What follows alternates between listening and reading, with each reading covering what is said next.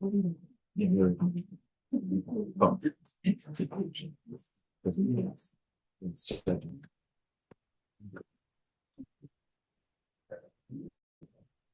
morning, everyone. Let's open with a word of prayer. Our loving God, we thank you for seeing us safely through another night and for the blessing once again of coming together to look into your truth. We pray now that as we study together, you would lift our minds heavenward, that help us to trace the developments of the truth in this history and this dispensation. We thank you for your Holy Spirit now, and we ask that you would dwell with us and speak to us. In Jesus' name, amen. So, in our first presentation, we started talking about the Sunday law.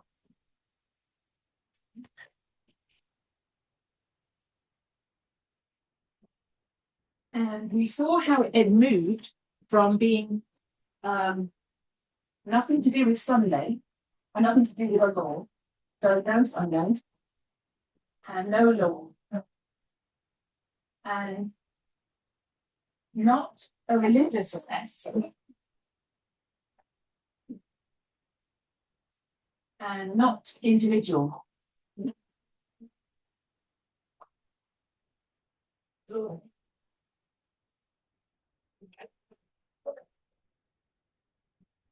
And we saw that we always knew that it involved the USA doing something against God.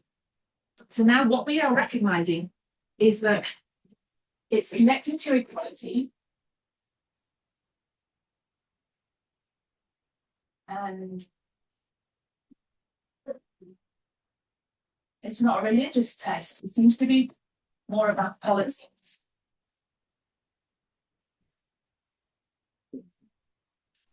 And the USA and how it changes.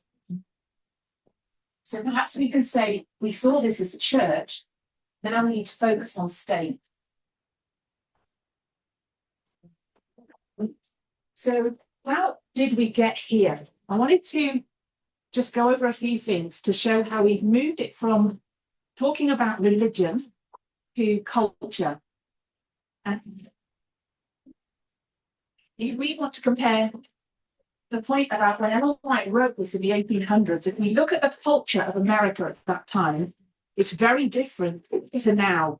And one of the reasons for that is that religion as a whole has declined in the USA and the world as the time has passed. So we've seen this difference from the 1800s to now. So she's writing in the 1800s, as this is now 2025. So this is 200 years of development where religion has gone downhill. So if Satan is going to give a message for the people to receive a mark, Satan works the same way as God, and God works with a church and then to the world. We know that pattern prophetically. So in the same way, Satan has to have the church and go to the world. But we are witnessing that politics has taken the place of religion in our society. And you can see some of that evidence on January 6th with the Trump cult. When they invaded the Capitol on January 6th, they were holding crosses, many of them. So this was like a religious, protest for them. So we could see that this crossover between religion and culture. So you have churches and they have battles over religion. And in politics, you have political parties and they battle the two sides. In the book, The Righteous Mind, by Jonathan Haidt. I don't know if you want to. I think he's also written. I think he's involved in Why Democracies Die as well. But this book called The Righteous Mind. It shows why good people are divided over politics and religion. So he says that he links politics and religion. So he says, and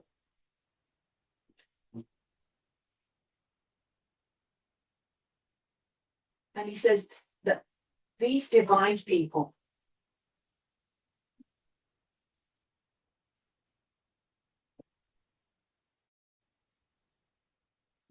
And the reason they divide people, he says three things. Because they bind groups together. The first thing is they bind people together, which causes polarization. So people are bound together in one group in opposition to another group often. And the second thing is they create a belonging.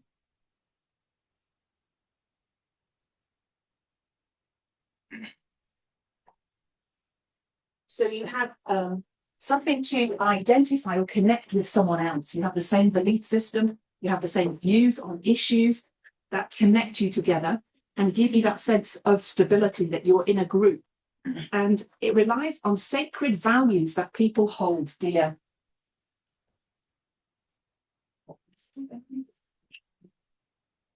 Rely on sacred values. So he's even using the word sacred, relies on sacred values.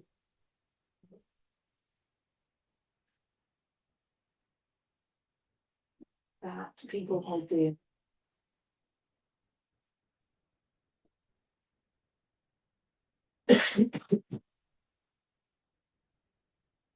Because politics or the government is intimately connected with the culture of the society. So we could put politics and religion or culture and religion here. And each of us know, even if you haven't traveled abroad, when you travel abroad, you really experience different cultures. So I come here and people speak differently to each other about different topics, perhaps, or they have a different way of interacting. We have different languages, obviously, but you have a different way of eating. Food is completely different. The weather's different. The whole upbringing of a person is different. And if you've had the same upbringing, you can identify one with another and it can bind you together. You have that familiarity. But when you're put into a different culture, there's that feeling of isolation, biases come in, prejudice comes in, people get treated differently. The whole, there can be war, conflict over that. And this is what he brings out in the book. But he shows that religion and culture and politics shapes the culture. That's right, the book. Oh, the book, yeah, okay. It's called The Righteous Mind. It's quite interesting, actually. And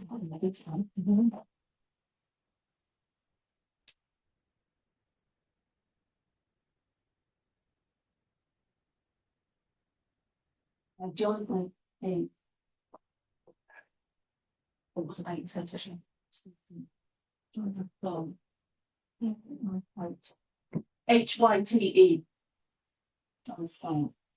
And it's quite interesting if you read this book, it challenges your belief system. So just to give a quick summary of his experience, he's a psychologist, a sociologist, he researches culture, and he's left with liberal, progressive American. And he goes to stay in India for 3 months and as part of a project that he's working on. And while he's there, because he's quite anti-conservative, this thinking, the way approaching political issues, and he goes there and he sees patriarchy, the hierarchy that's implemented there. So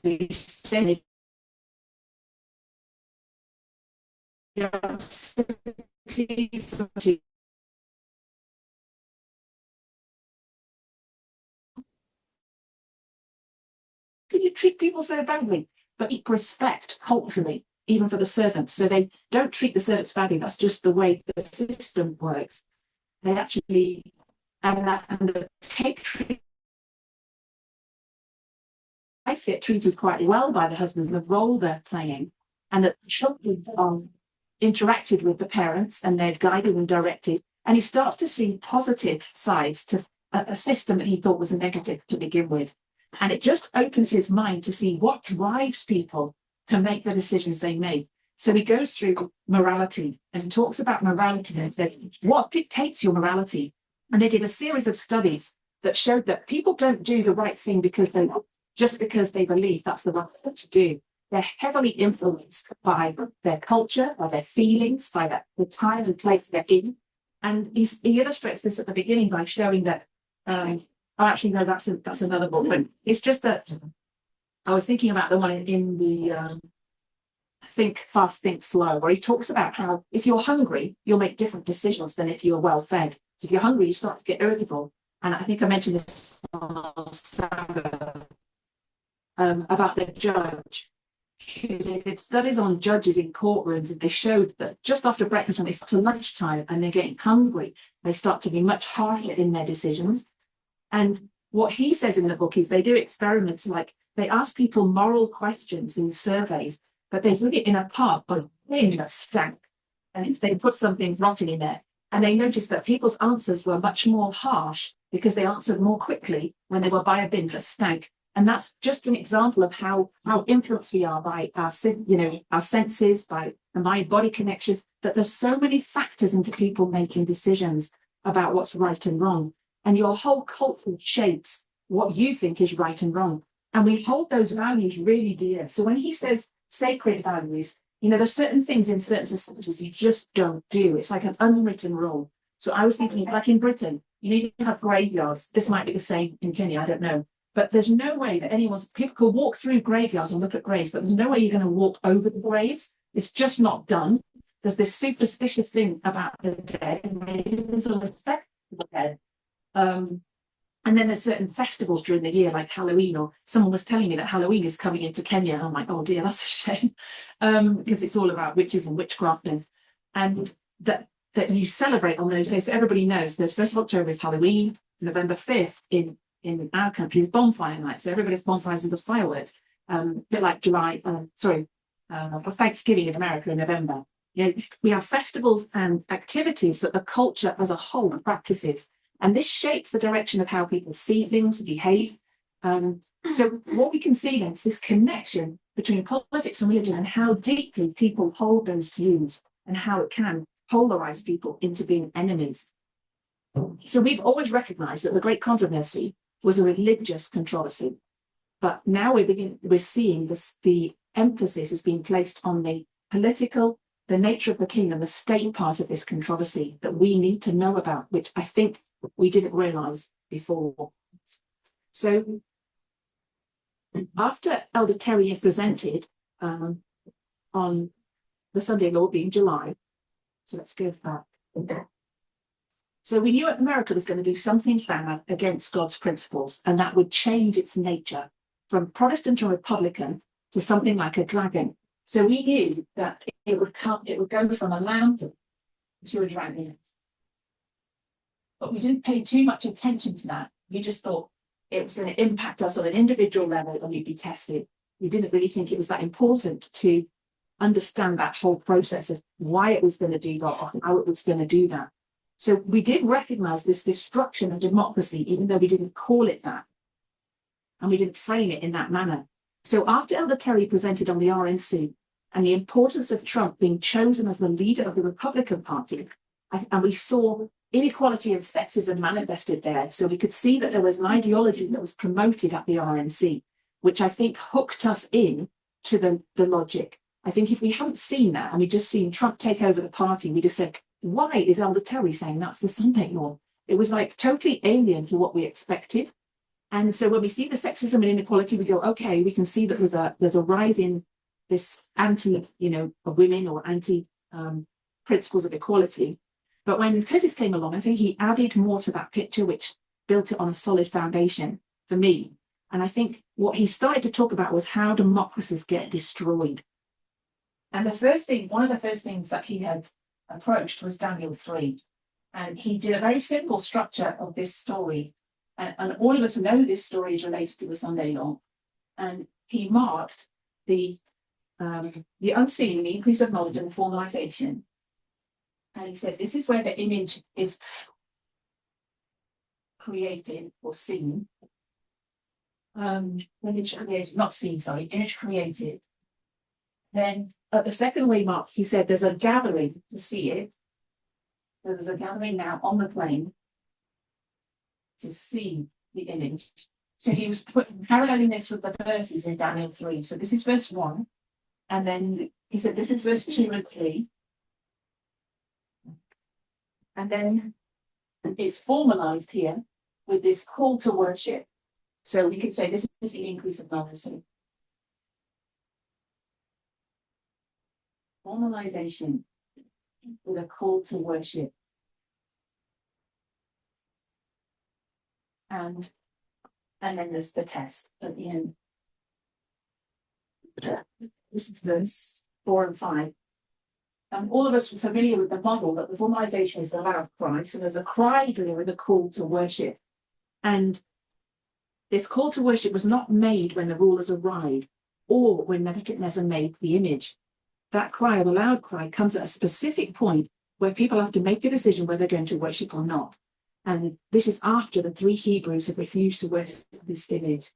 So there's this 3-step kind of process. And he showed how he was seeing that July was where this image is created.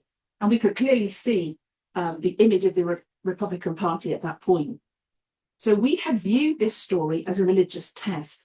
But more recently, we've seen that this is about the internal affairs of the government and this attempt by Nebuchadnezzar to reorganize the government. So we saw that it became more of a political story than a religious one, and that we can see the logic of that in the story. So now the 3 Hebrews are Babylonian government officials in this story, and this is about a change of the ideology of the government. So perhaps we could put change on.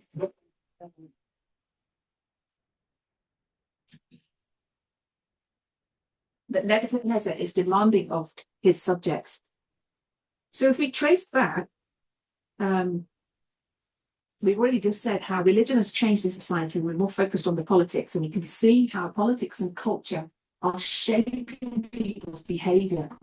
We can see how Satan has to use the new vehicle, I guess, for implementing the mark of the beast, that he can no longer use religion because it's not fit for purpose. Nobody's going to listen because people aren't really Christian anymore.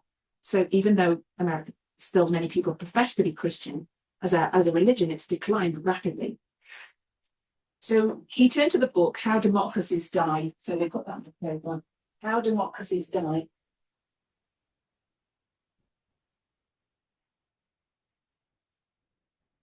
And so we're just going to pull out the key principles in this book. How Democracies Die by is 2 people. Stephen Levitsky. I think you'll find it with that.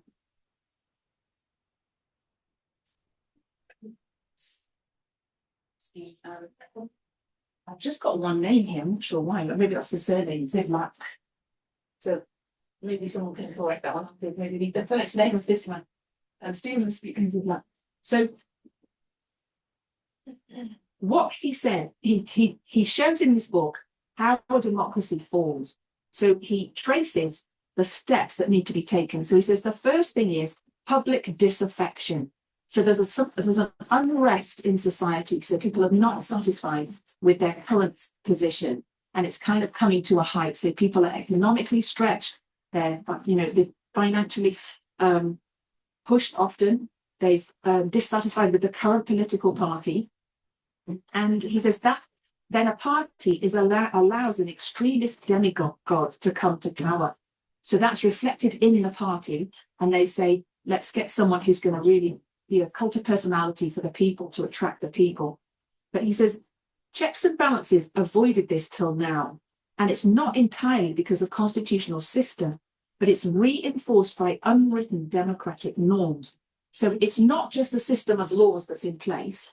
There are informal laws that hold up a democracy. So there's unwritten democratic norms. So it's not just about the constitution. And what that means is these things are not really written down and formalized, but everybody knows this is how you behave if you're a politician. So when we argue in a friendly way. We're cordial. We don't start saying we want to kill our enemies, for instance. We operate correctly when it comes to choosing judges for the Supreme Court. There's a way of doing it that they understand in the political parties. And he says the two things, the two norms that have preserved us, the checks and balances, are number one, mutual tolerance.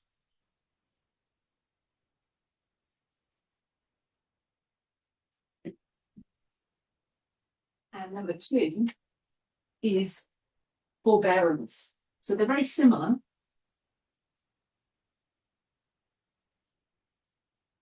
And he says mutual tolerance is where competing parties accept one another as legitimate rivals. So parties accept each other.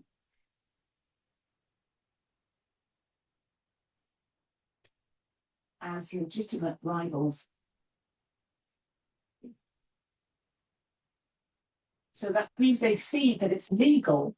So the Democrats, for instance, and Republicans, they recognize they've got different views on different policies, but they accept each other as legal rivals. So they recognize the legal right. If I'm a Republican, I recognize the legal right of a Democrat to disagree with me, and they have a right to disagree, and that's okay. And they culture that, they foster the culture of mutual tolerance. We're going to tolerate each other, even though we don't agree. We don't even have to love each other. We can tolerate each other. We can put up with each other and work together. And forbearance is the idea that politicians should exercise restraint in deploying their constitutional prerogatives. So they exercise restraint. So although the Constitution says there's certain things, they don't always impose those things on the other party. They exercise this restraint in carrying out the laws, in carrying out the Constitution. He says, when able to tolerate people with different ideas to you and be mutually tolerant, you can rule, but otherwise politics become a dumb fight. So if you don't do those things, it becomes a dumb fight. If they get to power, all is lost. You won't be able to reach across and compromise. If any democracy is going to work, it has to be compromised. So when the party gets in, if it's got this lack of mutual tolerance and forbearance, it's going to implement its own policies, disrespecting what the other party says, not working together. It won't compromise. It won't reach across and work together. And once that's destroyed, once that breaks down, it's no longer can operate democratically. So institutional forbearance, an example of that is not abusing the things you're allowed to do, e.g. stacking the Supreme Court.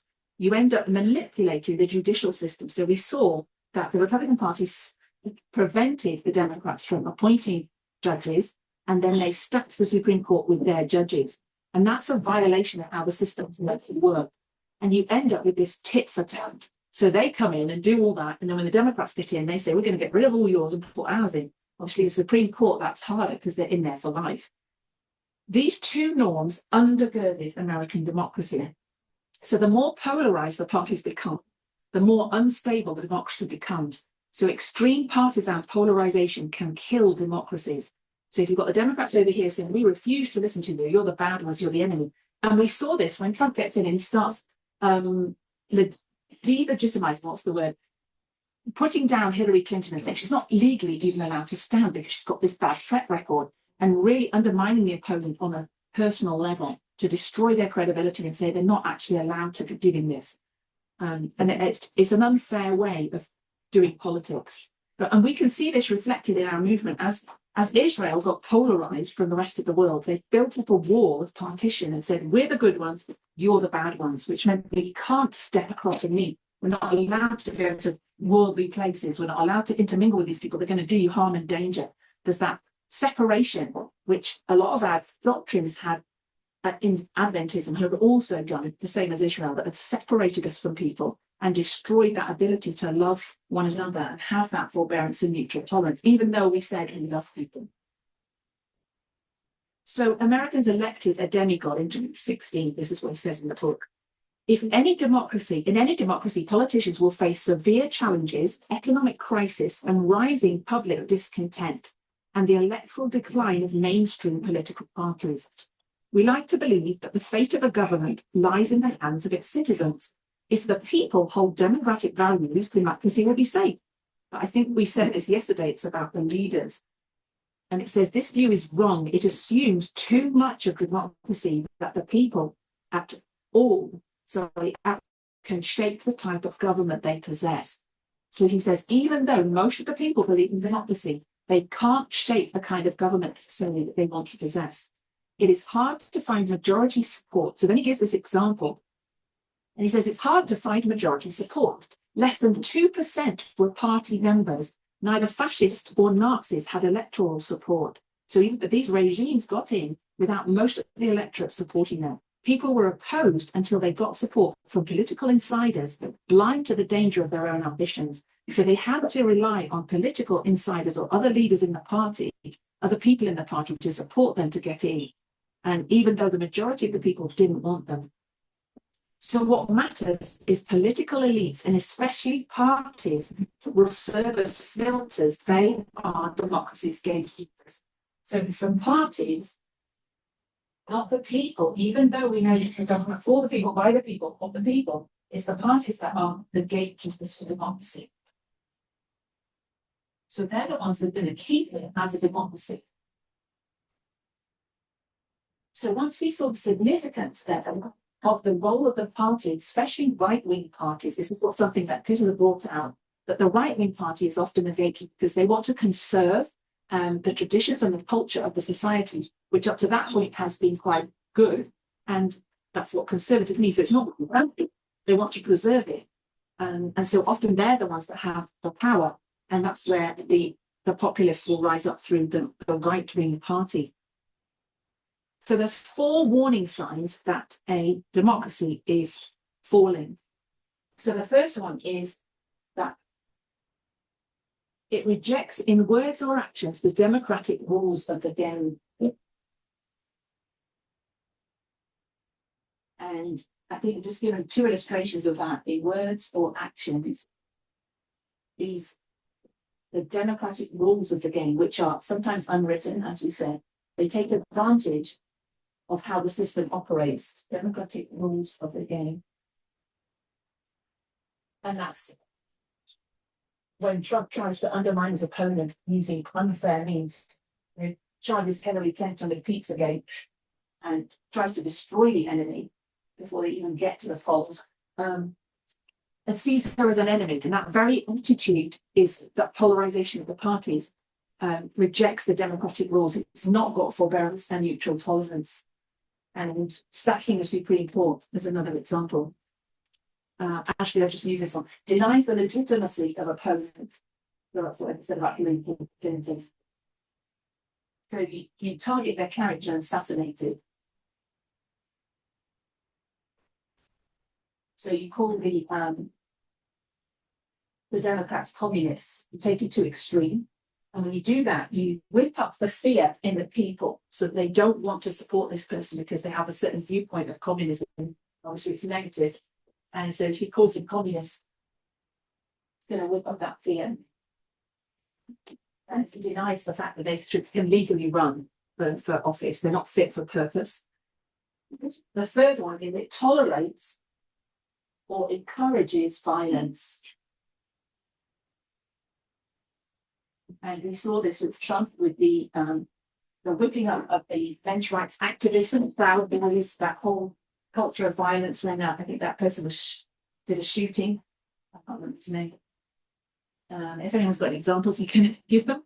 Tolerates or encourages violence. He doesn't condemn it. And then you see when Nancy Pelosi's husband was attacked. It's almost like it's justifiable because he's a Democrat. And this one, which we've seen eroded over the first year of Trump's term, indicates a willingness to curtail the civil liberties of opponents. So it indicates a willingness to curtail, which means end or stop. Curtail the civil liberties of opponents. And I suppose what that looks like, if somebody opposes the regime, you clamp down by threats of fines, imprisonment. There'll be a consequence if you even speak out against this regime, including the media. And that's crucial. So we know from the beginning that Trump had Fox News on his side. Quickly threatens media outposts when they speak against him. And indeed threatens anybody when they speak against him.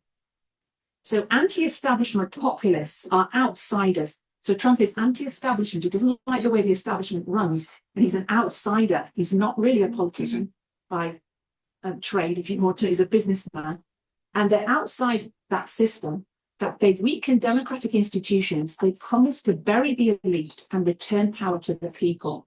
So they build this narrative that the government has betrayed you. Very similar to Lucifer. This government is not trustworthy. You can't trust them that they're in your best interests, that they're doing things for your best interests. If I get in, I'll give you the power back. I'll give you your rights back. I'll make America great again, which will mean that you are more prosperous. Do they reject the Constitution or express willingness to violate it and threaten to ban elections or claim that elections are fraudulent? Of course, we've seen all of those with Trump. So let's just put a quote in here. This is Great Controversy, just to remind ourselves what she says about the Sunday law crisis. So this is Great Controversy 442, paragraphs 1 and 1 to 3, actually. 442, 1 to 3. And we just make some points about this in connection with what we've been saying about seeing the fall of democracy. And we're probably very familiar with this passage, but we'll just review. The lamb-like horns and dragon voice of the symbol point to a striking contradiction between the professions and the practice of the nation thus represented. So America professes to be a democratic republic, and now it's going to practice something different. The speaking of the nation is the action of its legislative and judicial authorities. So we understood that to mean that it will pass some laws, that it's about its government.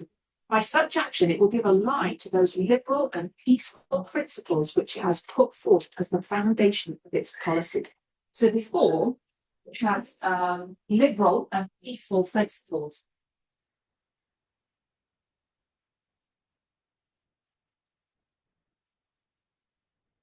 And liberal is freedom giving. So it allowed people to be free and peaceful in their interactions and in their the society. And that was the foundation of policy. So everything that they did was based on those principles of liberality and being peaceful, and I guess opposed to aggression and force. The prediction that it will speak as a dragon and exercise all the power of the first beast plainly foretells a development of the spirit of intolerance and persecution. So we see that this spirit of intolerance and persecuting your enemies is going to be developed in the government. And that was manifested by the nations represented by the dragon and the leopard-like beast. And the statement that the beast with 2 horns causeth the earth and them which dwell therein to worship the first beast indicates that the authority of this nation is to be exercised in enforcing some observance which shall be an act of homage to the papacy. Such action, so we can see that this act of homage to the papacy is not primarily religion, it's an attitude or a culture that the system is cultivating of oppression and violence against minority groups or anyone that doesn't agree, which is not in the spirit of liberty of conscience. Such action would be directly contrary to the principles of this government, to the genius of its free institutions, to the direct and solemn avowals of the Declaration of Independence and to the Constitution. So she's saying these actions are against the institutions, the Declaration of Independence and the Constitution. So it would say will act against free institutions. And I don't know something, I think this idea of free institutions is the fact that institutions were free from political bias. They were allowed to operate like Harvard University as an educational institutional establishment, free from politics. They made their own decisions. They've got their own board. They can accept what students they want. They have their own DEI policy. But when the politics, the government starts to get involved to control these institutions, they're no longer free in that sense. Declaration of Independence and the Constitution will act against free institutions. The Declaration of Independence, which is founded on the principles of life, liberty, and pursuit of property or happiness. and the Constitution, which states that all people and men should be treated equally. The founders of the nation wisely sought to guard against the employment of secular power on the part of the church, with its inevitable result in tolerance and persecution. So they recognized, the founders, that it was not a good idea to use secular power to enforce religion. Many of them recognized that. And I would just say to enforce culture or an ideology of anything. The Constitution provides that Congress shall make no law respecting the establishment of religion or prohibiting the free exercise thereof. And of course, it talks about religious. But no religious test shall ever be required as a qualification to any office or public trust under the United States. So we could just reword that to say, respecting no establishment of ideology or no ideological test shall be required to qualify you for office. But when you start saying you have to believe as I do, you have to do what I say to take this office, it becomes not free anymore. It doesn't become a democratic system. Only in flagrant violation of these safeguards to the nation's liberty can any religious observance be enforced by civil authority, or any ideological observance be enforced. But the inconsistency of such action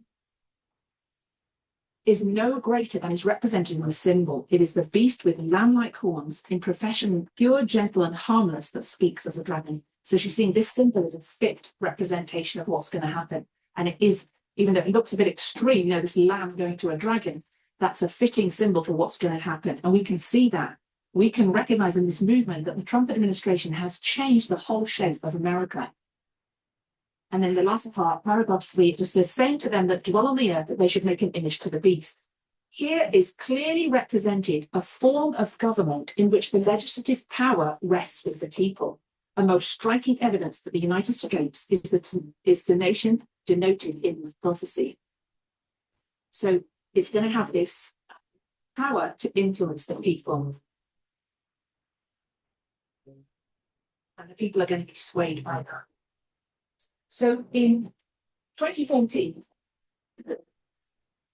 one of the evidences that Elder Terry gave after putting the RNC in place in July 2024 was that 10 years before, and we know that 10, the number 10 is a significant prophetic number, that 10 years before we see this beginning of this process start to happen. So there are 3 things that she says happened in so there's quite a few things that happened in 2014. But in relation to our discussion, does anybody want to give me the things that we see happening in 2014 that are connected directly to this topic? What's the first thing that we label as the Sunday law for the priests that we should expect to see and understand as connected to Sunday law?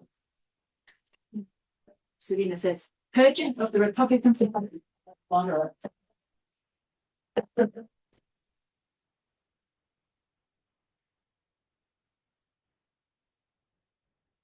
So in the 2022 Vesta series that Elder tested, Purging the Republican Party of moderate, she brought out the fact that there's not just left wing and right wing, there's so Democrats and Republicans, there's extreme left wing, extreme right wing, and that most people are center. So they're center Democrats or center Republicans, which means that they're coming together more in the middle and they're not going to take extreme positions on things.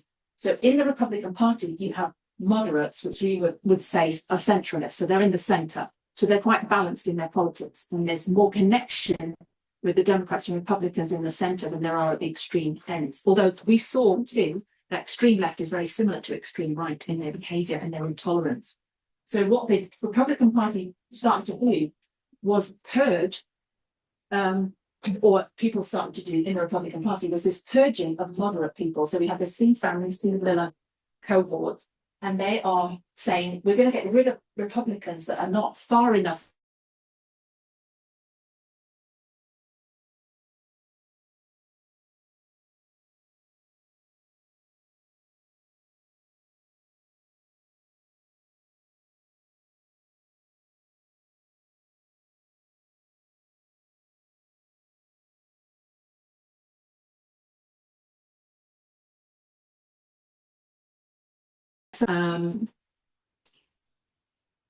and it was brought out that we, in the movement, that we're not sure that we actually see the significance of what's taken place. but this is a key turning point. And Trump's impeachment, his first impeachment, was a key turning point where they had to make a decision. Would they follow Trump and embrace conspiracy theories and completely throw in their complete dependence of a party, his cult personality, or would they stay the conservative party that they are and distance themselves? So with Trump's impeachment, they had a decision to make whether they would accept Trump as a leader in this history. And several times they got opportunity to stand up against him. So we've got Trump's impeachment and twice, and they failed to guard the party against this man.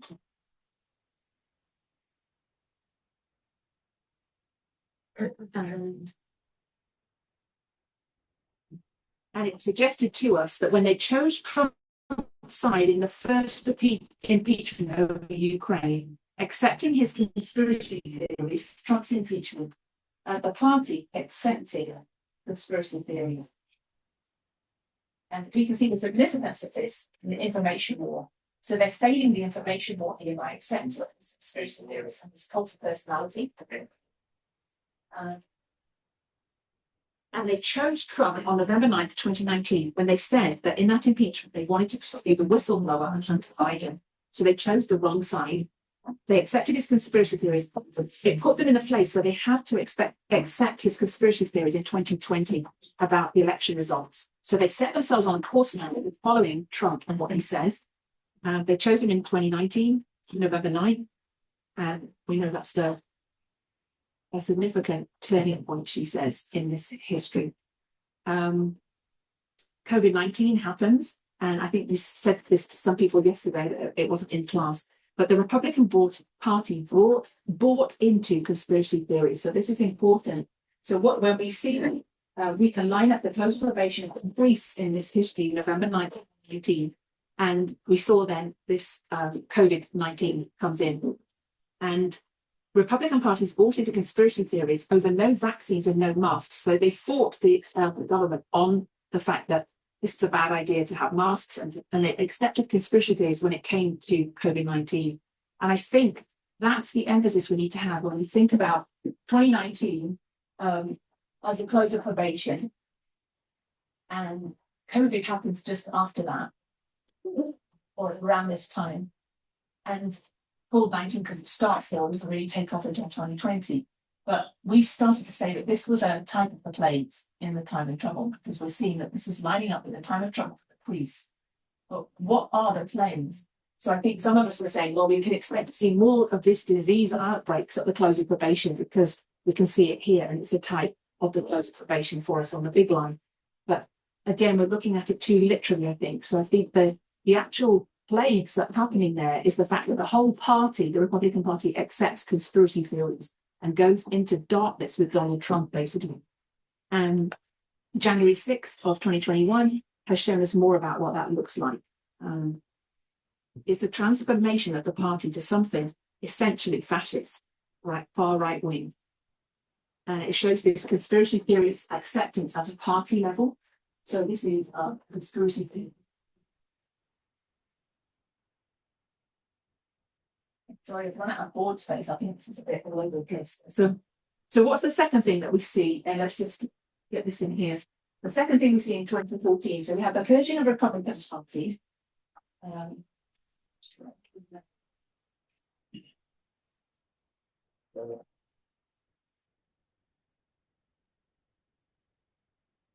Somebody shout? What's another thing you see in 2014 that is connected to this? I think we mentioned it already, actually.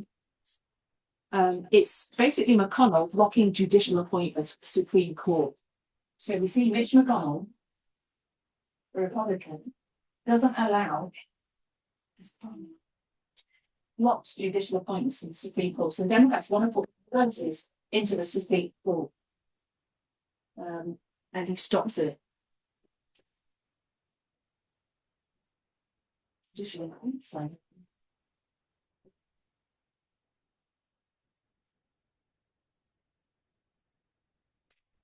So this is a long-term plan, I guess, of the Republican Party to change its shape and to put the government that they want in place, the far right Bannon and Stephen Mitchell and Jeff Sessions, the three of them are working behind the scenes to change their party.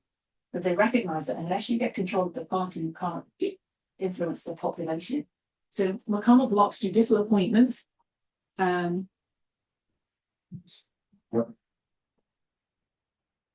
then a third thing, which was, I guess, semi-connected to that, is something that Ruth Bader Ginsburg wrote a 35-page dissent on, which was the court case of Hobby Lobby versus Obama. And this was essentially connected to human rights, birth control, and religious freedom. So this is all about birth control and religious freedom.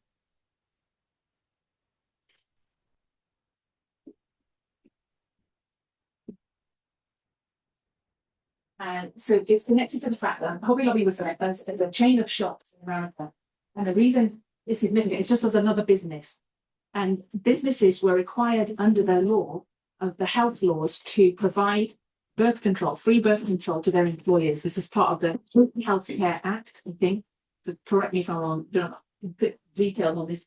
But they, as a Christian, the people that run Hobby Lobby, that own it, the owners are Christian, and they wanted to enforce through all this chain of stores, and there's a huge amount of people, that they were no longer going to provide this birth control because they're a religious organization. Because religious organizations had exemption, they didn't believe in birth control, they didn't have to provide it to their employees. So there was an exemption clause for religious institutions, but they then argued the case that they were religious institutions, and they're just a chain of shops. So it actually violated religious freedom by implementing this and saying we're not going to provide birth control. So we can see right here that there's issues of equality and human rights have been affected in this court case and the way that the Supreme Court ruled on it. And we also had the midterm elections and the results of that in 2014. So let's go back to Daniel 11:40. Oh God,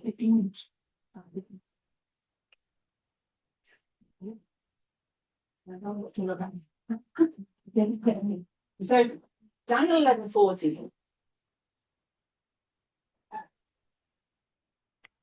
Part B, I guess. It says the king of the north uses economic and military strength to overthrow the king of the south.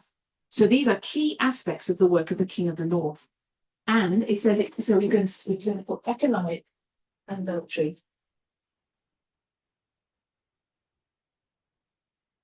So we can see that in the verses themselves, there's this emphasis on economic and military strength.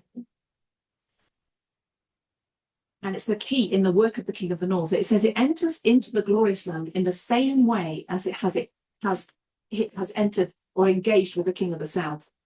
Governments wield power through economic and military means, money and an army. And that's basically what enables a nation to be strong. If it's economically strong, it's wealth. And if it's got a strong military, it can protect itself and defend itself, as we saw yesterday with the two ships.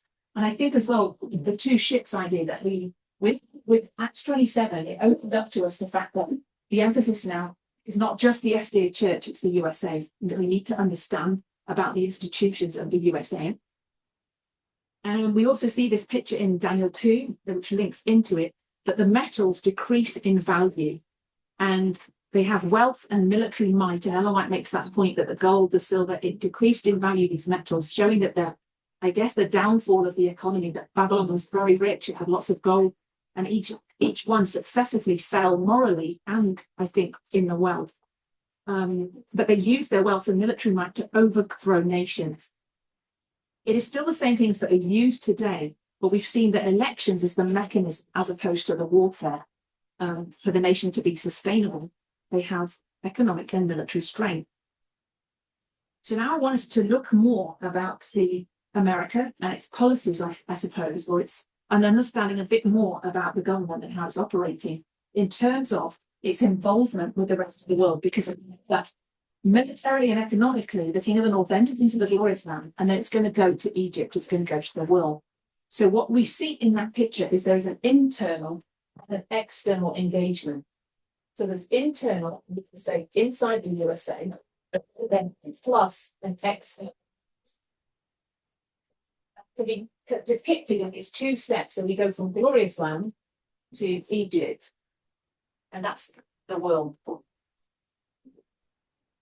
So we recognize that this process of the King of the North is a progressive one of, first of all, taking over internally in America and then spreading that ideology or that action to the rest of the world. So let's focus on the external and look at two terms that we've used in terms of the American government. Can I rub this off at the top? Because we've kind of talked about that already. I don't know if you want to take a picture first. And I'll just rub that bit. So I'm running out of wood through.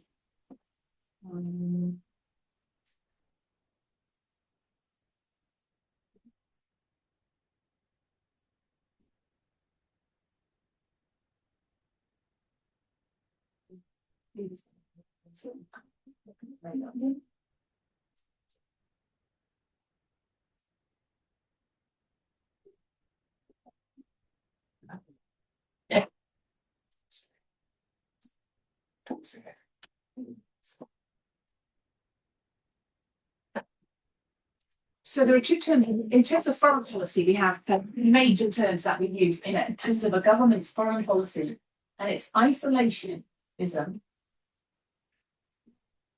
and interventionism.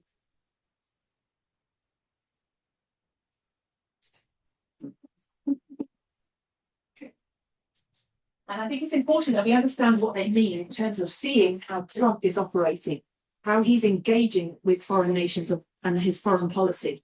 Does anybody know what it, I mean, it's pretty obvious probably from the term isolationism. What does that mean in terms of foreign policy? We ought to have an attempt to explain it. Milan, do you want to try? No? Anybody? Okay. Do you want? What do you think isolationism means in terms of a nation and its foreign policy, how it's going to interact with other nations? What's isolation? Or what's isolation? Isolation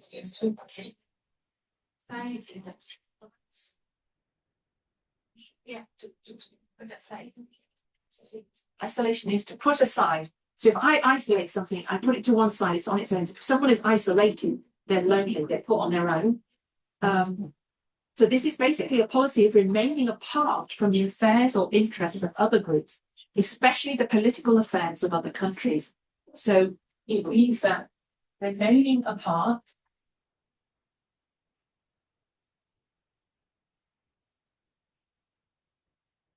from, let's make it a political definition, remaining apart from the affairs or interests, from the political affairs or interests of other countries.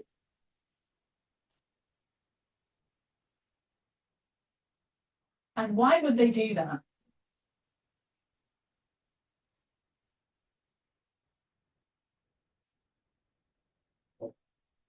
So it's remaining apart from the political affairs or interests of other countries if a country is isolationist.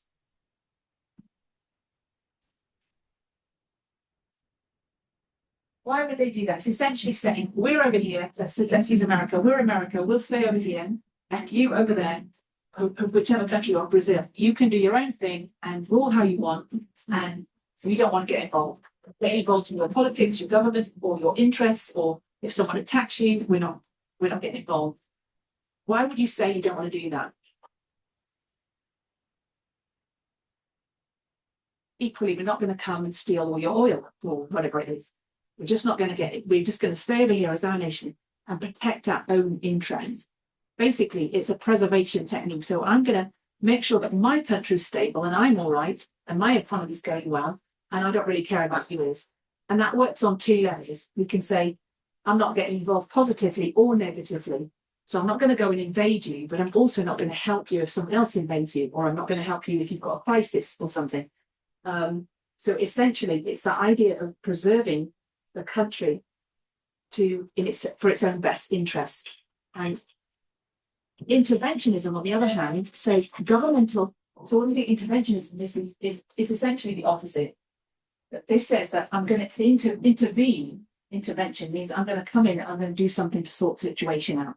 So if you see two children and they're arguing and they end up fighting, as a parent, you're going to go in and intervene now. You're going to break this up and say, no, you're not doing that. It's not the right way to behave. I'm going to help sort this out. So it means governmental interventionism is governmental.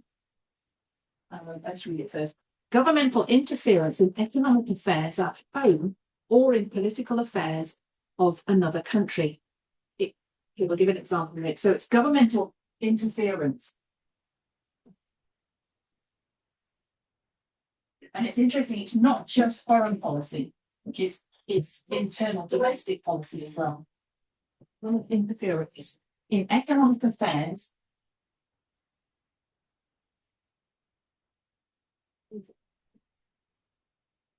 at home and abroad.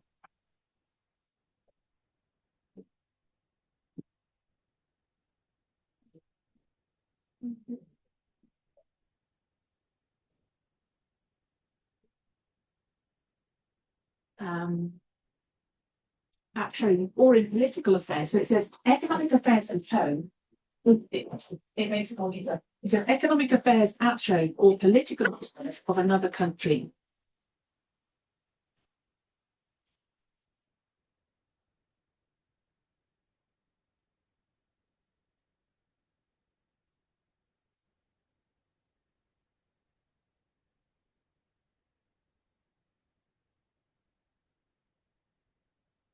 So this applies on different levels, but it's related to the subject of big and small government. So how much does the government get involved in shaping businesses in the economy?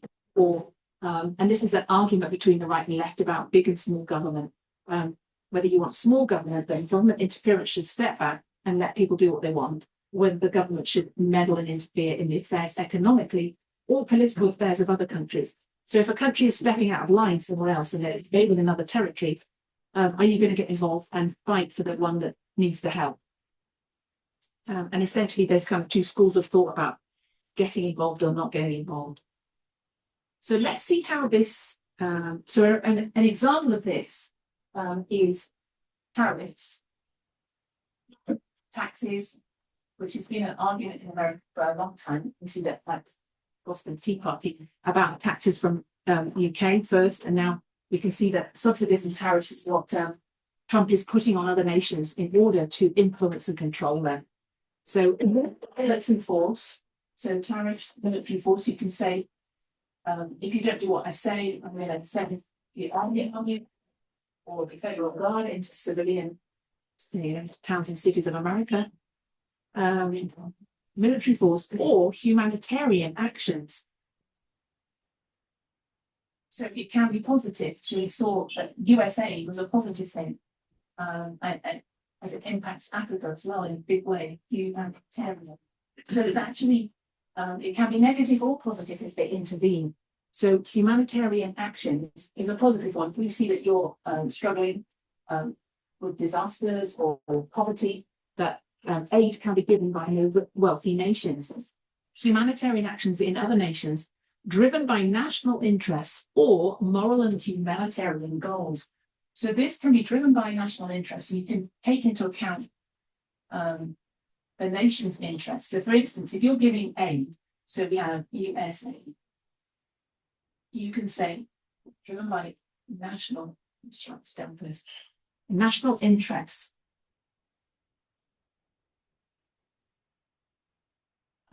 And or moral and humanitarian goals.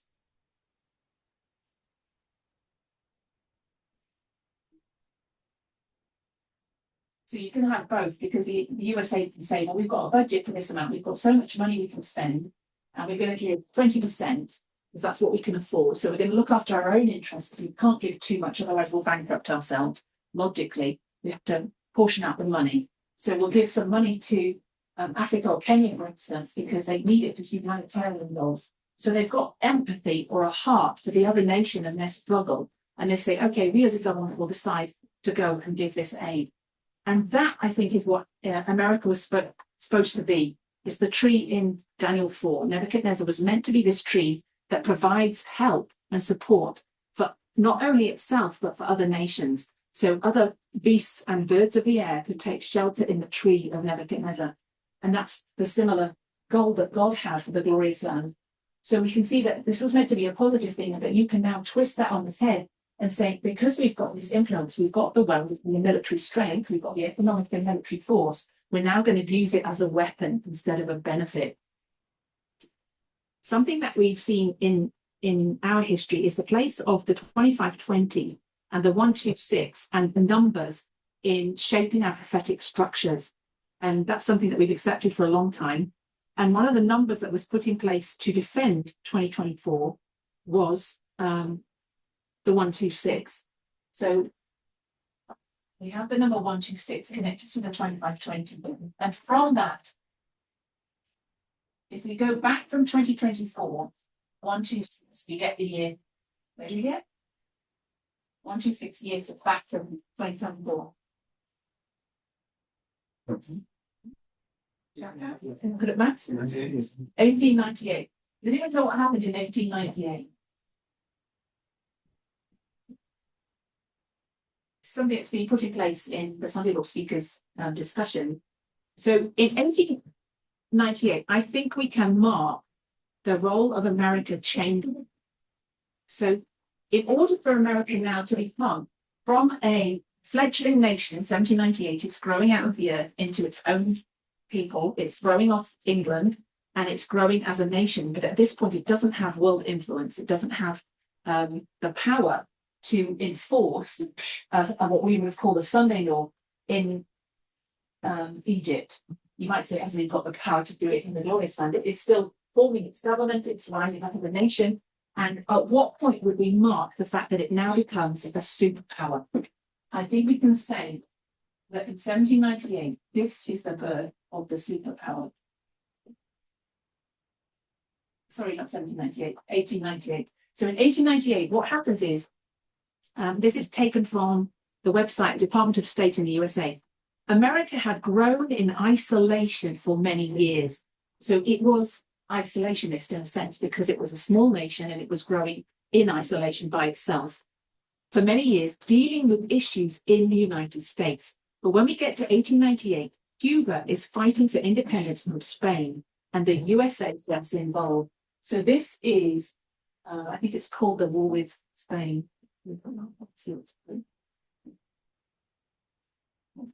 So we're going to put Cuba is fighting Spain, basically.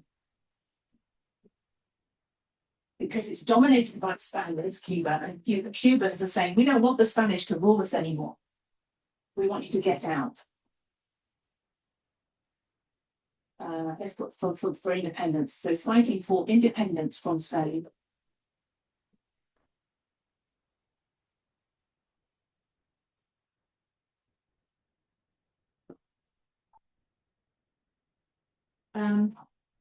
There's a Vox article that says if there was a single moment when US became a superpower, it was the war with Spain.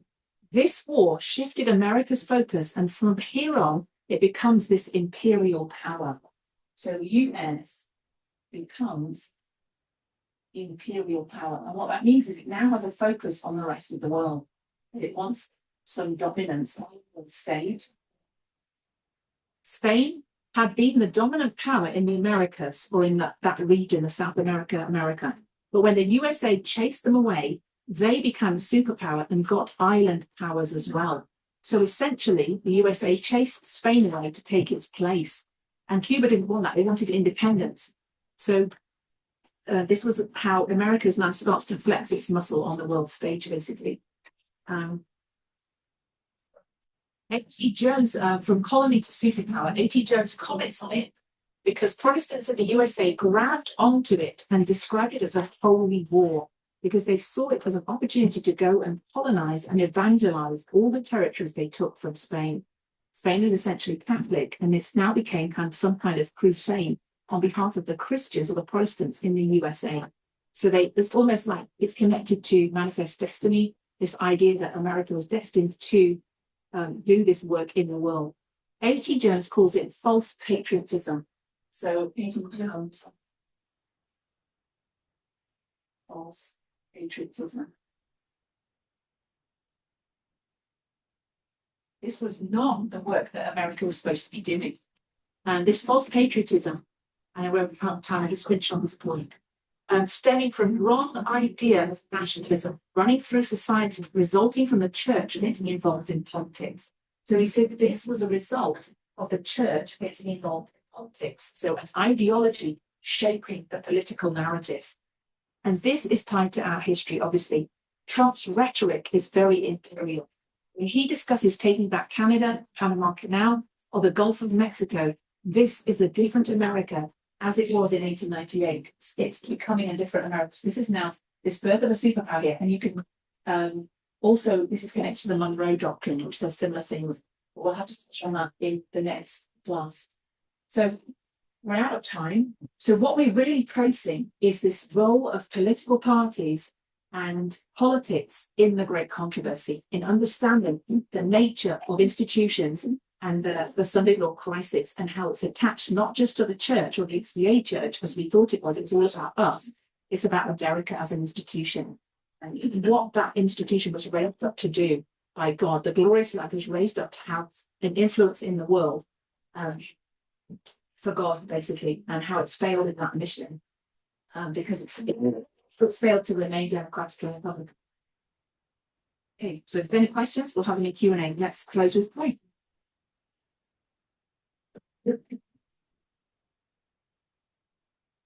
Our dear loving God, we thank you for the truth that you are revealing to us. We thank you for giving us an understanding of these things. Many of us struggle with the politics and the history and the reasons perhaps why we need to see this, but I hope that we're getting some clarity on the role that the USA is meant to play in the world, similar to the glorious land of ancient Israel, and how it was to testify to your principles of equality and how it's failing to do that. Help us to trace this history correctly. Help us to understand the times we're living in and to understand what you want us to do as a movement in understanding the nature of your kingdom. We thank you and we pray that you be with us through the rest of this day. In Jesus' name. Amen.